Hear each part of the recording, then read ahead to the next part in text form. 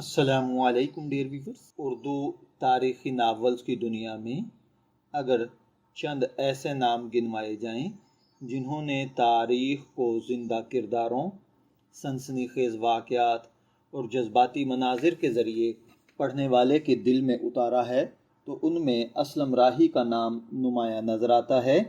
آج ہم بات کریں گے ان کے مشہور تاریخی ناول کیسر و کسریٰ کی، جو محض ایک ناول نہیں بلکہ تہذیبوں کے تصادم، اقتدار کی جنگ، انسان کی نفسیات، محبت، سازش، بہادری اور تاریخ کے بدلتے دھاروں کی ایک زبردست داستان ہے۔ یہ ناول پڑھنے والے کو اس دور میں لے جاتا ہے جب دنیا کی دو عظیم طاقتیں روم اور ایران اپنے عروج پر تھیں۔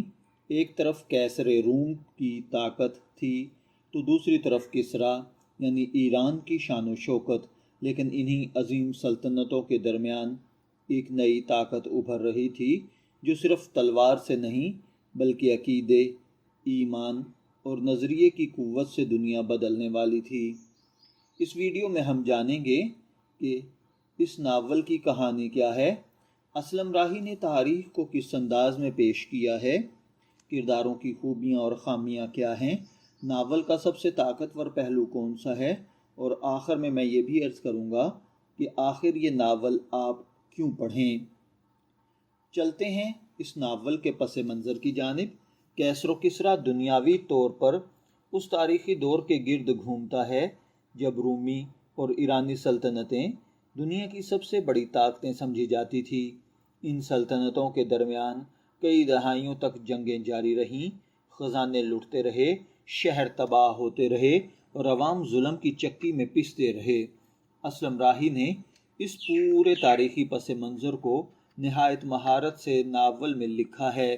وہ صرف تاریخ نہیں پڑھاتے بلکہ پڑھنے والے کو ایسا محسوس کرواتے ہیں جیسے وہ خود میدان جنگ میں موجود ہو، محل کی سازشیں اپنی آنکھوں سے دیکھ رہا ہو اور سلطنتوں کے زوال کی چاپ سن رہا ہو۔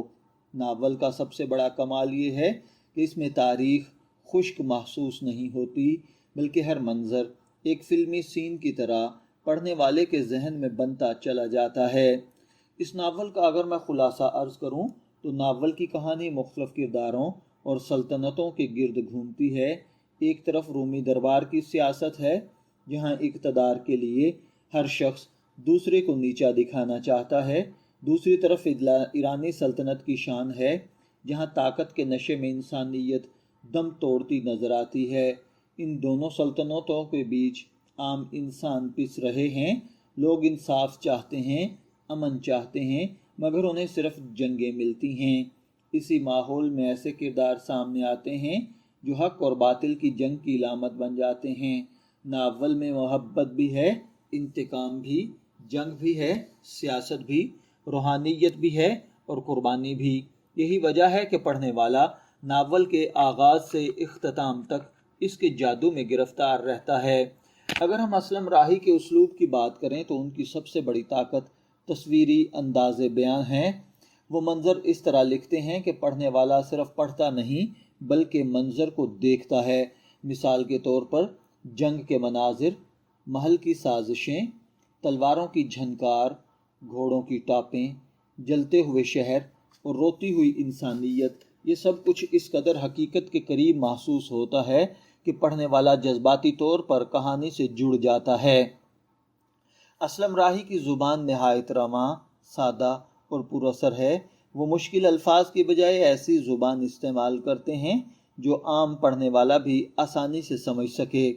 اگر بات کی جائے ناول کے مرکزی کردار کی تو اس کا پہلا کردار طاقت کے پجاری کا کردار ہے۔ ناول میں کئی ایسے کردار ہیں جو اقتدار کے لیے ہر حد پار کر جاتے ہیں۔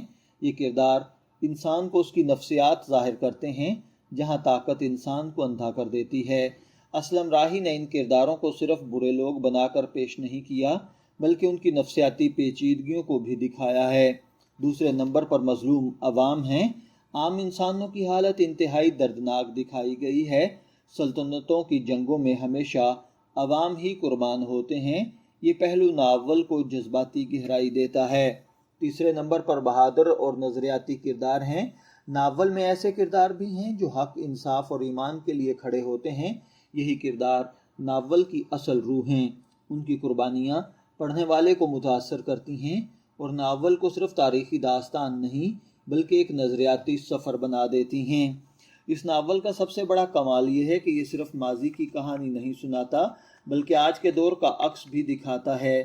آج بھی دنیا میں طاقتور کمزور کو دباتا ہے، سیاست انسانیت پر غالب آ جاتی ہے، اقتدار کے لیے جنگیں لڑی جاتی ہیں۔ کیسر و کسریٰ ہمیں یہ احساس دلاتا ہے کہ تاریخ میں صرف کتابوں میں دفن نہیں ہوتی بلکہ خود کو بار بار دہراتی ہے۔ اسلم راہی نے ناول لکھنے سے پہلے تاریخی تحقیقی خاص کام دیا ہے۔ اسی وجہ سے ناول کے واقعات حقیقت کے قریب محسوس ہوتے ہیں۔ اگرچہ ناول میں تخیل بھی شامل ہے مگر تاریخی فضا اتنی مضبوط ہے کہ قاری خود کو اس زمانے میں محسوس کرتا ہے۔ یہ ناول صرف جنگوں کی داستان نہیں، اس میں انسان کے اندر کی جنگ بھی دکھائی گئی ہے، خوف اور بہادری کی جنگ، اقتدار اور انسانیت کی جنگ، ظلم اور انصاف کی جنگ ہے۔ اس ناول کا اب سوال یہ پیدا ہوتا ہے کہ اس کو آخر کیوں پڑھا جائے؟ اگر آپ کو تاریخی ناول پسند ہیں، اسلامی تاریخ میں دلچسپی ہے، جنگی داستانیں پسند ہیں، سیاسی سازشیں اچھی لگتی ہیں، طاقتور کردار متاثر کرتے ہیں اور آپ ایسی کتاب چاہتے ہیں جو آپ کو سوچنے پر مجبور کرے، تو کیسر و کسریٰ آپ کے لیے بہترین انتخاب ہے۔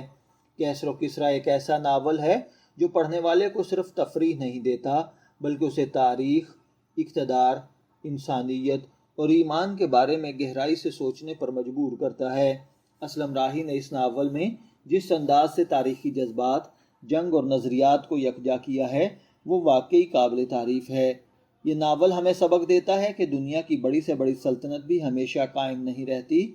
اصل طاقت تلوار میں نہیں بلکہ کردار، نظری اور انصاف میں ہوتی ہے۔